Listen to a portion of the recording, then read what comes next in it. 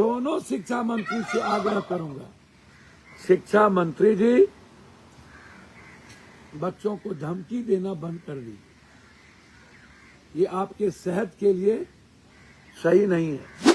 लगातार बच्चे गर्दनी बाग में धरने पर हैं, लेकिन सरकार सूद नहीं लेती। इनके शिक्षा मंत्री कहते हैं आपके बेहिंता अत्याचारों ने कई तरह के आपके संगठन, बजरंग दल, विश्व हिंदू परिषद और आपकी सेना सीआरपीएफ, बीएसएफ ने बच्ची के इंटरनल पार्ट में लाठी प्रवेश करता है।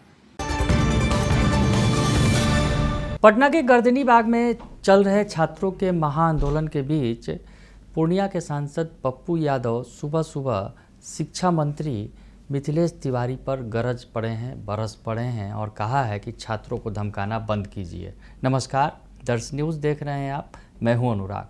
पप्पू यादव सुबह सुबह बरस पड़े हैं शिक्षा मंत्री मिथिलेश तिवारी पर और साथ ही साथ उन्होंने केंद्रीय शिक्षा मंत्री को भी निशाने पर ले लिया और बरस पड़े।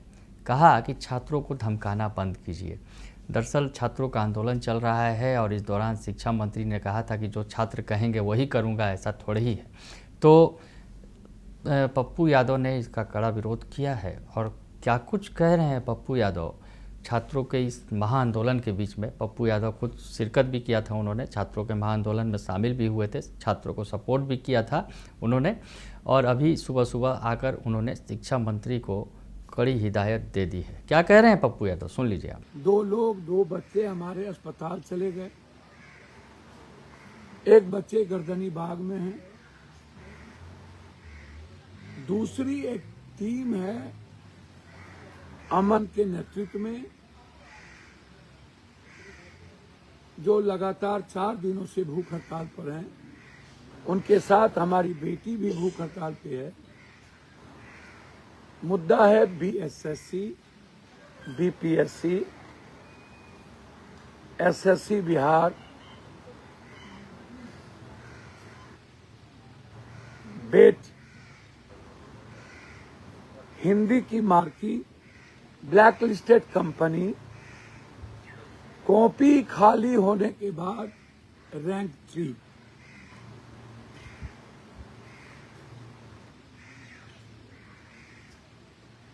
दूसरे तरफ TR4, TR3 के बाद TR4। लगातार बच्चे गर्दनी बाग में धरने पर हैं, लेकिन सरकार सूद नहीं लेती। इनके शिक्षा मंत्री कहते हैं मेरा नाम अमुक है, शिक्षा मंत्री हूं, ये जो कहेंगे वही करूंगा। इनको पता नहीं है कि मैं क्या कर सकता हूं। शायद शिक्षा मंत्री को पता नहीं है यह भारत है। मुगल भी आए थे, अंग्रेज भी आए थे और भारत के भी अंग्रेजी व्यवस्था कई बार भारत के संविधान, उसकी लोकतांत्रिक मूल्यों को और मानवीय मूल्यों को खत्म करना चाहिए। वह व्यवस्था मिट गई, लेकिन भारत की संस्कृति, भारत का सार्वभौम, भारत का वसुधैव कुटुंब, भारत का सर्वधर्म समभाव कभी नहीं मिटा। आप समझिए, आप धमकी देते बच्चों को। धर्मेंद्र प्रधान अमित शाह जी की 47 वाली गोली, गन पॉइंट वाली बच्चों पर गोली, जाति पूछ करके बच्चियों को नंगा करना, इंटरनल पार्ट पे मारना, थाने में नंगा करना और लगभग बच्चों पे जुल्म करना। आपके बेहिंता अत्याचारों ने कई तरह के आपके संगठन बजरंग दल, विश्व हिंदू परिषद और आपकी सेना सीआरपीएफ, बीएसएफ ने बच्ची के इंटरनल पार्ट में लाठी प्रवेश करता है और 6 घंटा दिल्ली में बस में सारी बच्ची को ले जा करके जाति पूछ करके नंगा करके दलित और मुस्लिम और ईबीसी लड़की के साथ बदतमीजी करता है, फिर भी बच्ची चुप नहीं है।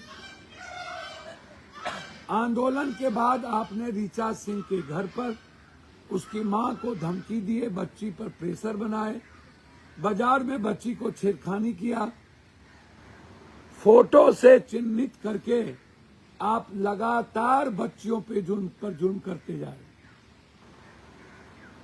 मैं आपसे पूछ रहा हूं, क्या हमारे बच्चे रुक गए? ये आजाद हिंदुस्तान के बाद मैं कई बार कह रहा हूं, हमेशा जब आदमी की भूख उसकी बहन और बेटी और उसकी मां के आंसू पर जाती है तो फिर एक दुनिया की सबसे बड़ी क्रांति की शुरुआत होती है।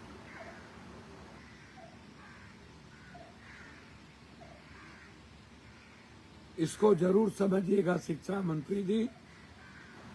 55 लाख एसएससी के बच्चे हर साल आप फॉर्म फिलअप करवाते हैं और एग्जाम से आपका कोई औचित्य नहीं होता।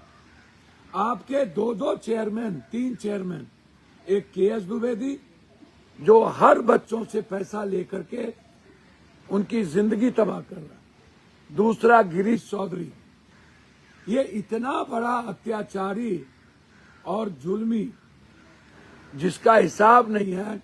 शायद इन्हें पता नहीं कि गिरीश चौधरी जी और केएस द्विवेदी जी आपके भी घर हैं, आपके घर में भी बच्चे हैं। आप अपने बच्चों के दृष्टि से मेरे बच्चों से संवाद करिए, भावनाओं के साथ खिलवाड़ मत करिए। मैं हमेशा कहता हूं कि आपकी गोली से भारत के आने वाले बच्चे नहीं डरेंगे किसी भी कीमत पर। आज हमारे पीएचडी होल्डर प्रोफेसर, स्कॉलर और असिस्टेंट प्रोफेसर के द्वारा राजभवन मार्च है। हम सभी छात्र नेता से आग्रह करेंगे हमारे बच्चों पे लाठी ना लगे और ये लाठी आप पर लगे। आपको शरीक होना चाहिए और बच्चों के साथ कदम में कदम मिलाकर चलना चाहिए। दूसरी तरफ कल से बच्चियों के बाथरूम को बंद कर दिया गया, पेट्रोल पंप के बाथरूम को बंद कर दिया गया, हॉस्पिटल के बाथरूम को पीछे में बंद कर दिया गया और नगर निगम के द्वारा जो हमने चलत बाथरूम मंगवाया था उसमें ताले लगा दिए गए।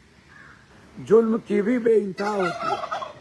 मैं आपसे पूछना चाहता हूं, क्या बच्ची आपके घर में नहीं है?